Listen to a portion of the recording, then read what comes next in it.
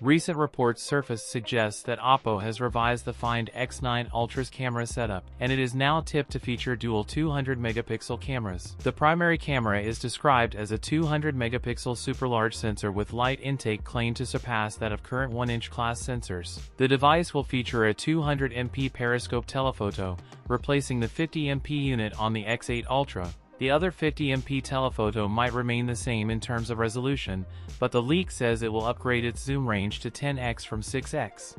A 50MP ultrawide, the Find X9 Ultra has a 6.82-inch flat OLED screen with 2K plus resolution and 120Hz refresh rate, powered by a powerful Snapdragon 8 Elite Gen 5 and 16GB of LPDDR5X RAM. Running ColorOS 16 based on Android 16. OPPO Find X9 Ultra tipped to pack a 7000 mAh dual-cell battery with 100W wired and 50W wireless charging, while the Find X9s and Find X9 Ultra could launch in early 2026. That's it for today's video. If you enjoyed it, don't forget to like, comment, and subscribe for more content. Thanks for watching, and I'll see you in the next one.